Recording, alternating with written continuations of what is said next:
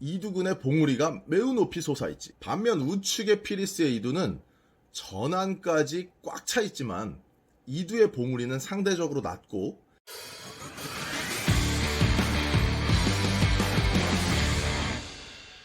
유튜브 친구들 안녕.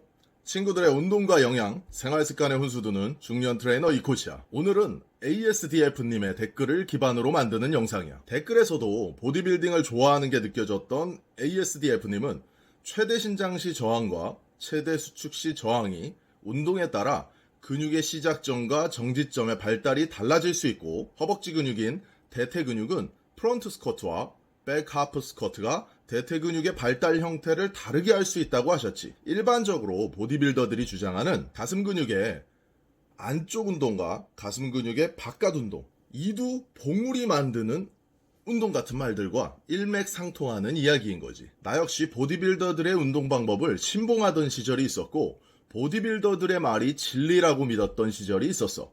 하지만 내가 갖고 있는 이두근이 너무 안 좋은 편이라 보디빌더들이 주장하던 이두 봉우리 만드는 운동을 정말 열심히 반복했었는데 봉우리가 전혀 만들어지지 않는 걸 보고 의심이 싹 텄고, 해부학적으로 공부를 해보면서 스스로 이유를 찾아보려고 노력했어. 지금 내가 이야기하는 것들 역시 정답은 아니지만 나 스스로 정답을 찾아가는 방향이기에 유튜브 친구들도 맹신하지는 말아줘. 먼저 해부학적으로 근본적인 근육의 형태를 이해하면 근섬유가 수축이 되는 주행 방향을 쉽게 알 수 있어. 이 그림처럼 가슴 근육은 부채꼴 모양으로 주행을 하고 팔 근육은 수직 방향으로 주행을 하지.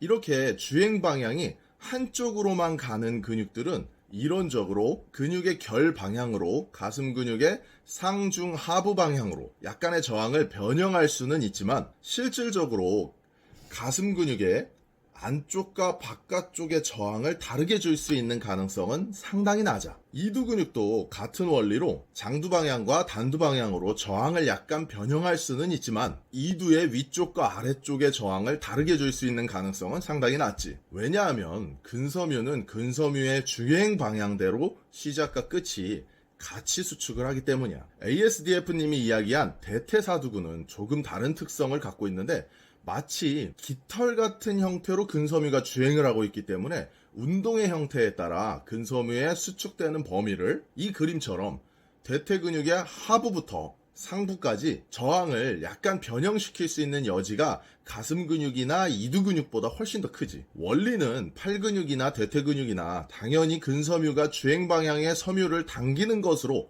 같지만, 그림처럼 근섬유의 주행 방향이 대퇴 근육은 완전히 다른 형태를 갖고 있기 때문에 ASDF님 말처럼 대퇴의 직근과 내측 외측 관근들은 운동의 형태에 따라 발달의 형태도 달라질 수 있는 가능성이 가슴 근육이나 이두 근육보다 훨씬 더 크지. 사실 이 부분에서 제일 재밌는 근육은 어깨 근육 중 측면 삼각근인데, 삼각근의 전면과 후면은 근섬유가 상대적으로 수직 형태로 주행하는 것과 달리 측면 삼각근은 이렇게 멀티페네이트 형태의 주행 방향을 갖고 있어서 근섬유의 주행 형태를 봤을 때 전후면 삼각근은 근육의 하부, 상부의 발달점을 변형시킬 가능성이 매우 낮지만, 측면 삼각근은 하부, 상부의 저항을 가슴 근육의 결처럼 약간의 변형이 가능할 수도 있다는 생각이 드는 근육이야. 대충 근섬유의 형태에 따른 발달 방법에 대해서는 이해가 됐지. 그럼 이제 운동으로 넘어와서 단순히 근섬유가 기시정지를 당기는 역할만 한다면 가슴 운동으로 예를 들어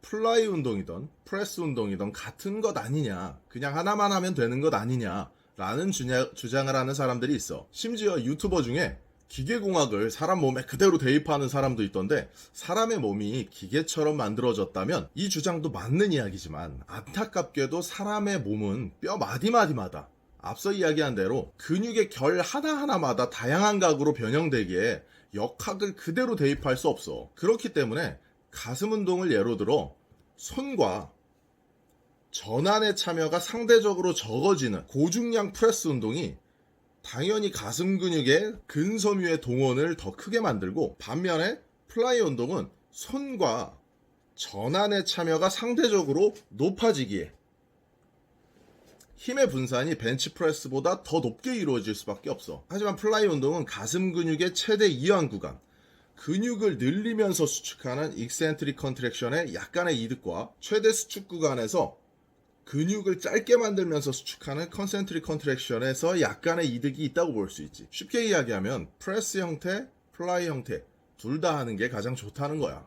특성이 조금씩 다르거든. 마지막으로 세계 최고의 보디빌더 둘의 이두의 봉우리를 비교하면서 과연 이두 봉우리를 키울 수 있는 운동이 있을지 다시 한번 생각해보자. 왼쪽의 카이 그린의 이두근과 오른쪽 피리스의 이두근을 자세히 보자. 왼쪽 카이 그린은 인대가 길고 이두근의 길이가 전형적으로 짧은 이두의 형태를 갖고 있어.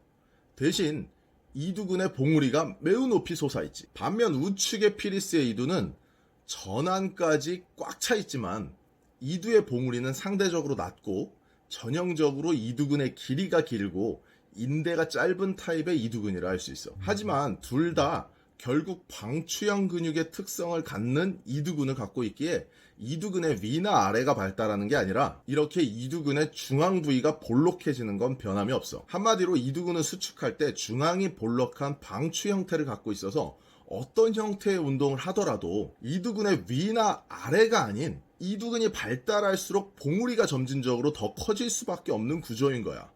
이해되지? 이전 영상에서 언급했지만 스스로 팔 운동이나 가슴 운동을 할 때 자극이 팔의 봉우리로만 오거나 가슴 근육 안쪽으로 더 온다면 그건 역시 틀렸다고는 할 수 없어.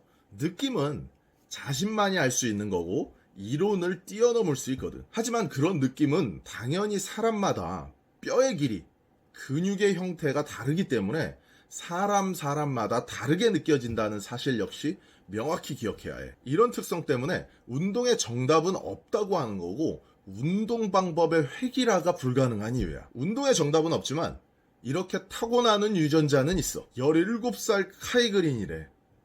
오늘도 현타 온다. 오늘 영상은 여기까지야. 유튜브에 떠도는 운동 관련 컨텐츠 중 애매하고 궁금한 게 있다면 댓글로 남겨줘. 정리 반박해줄게.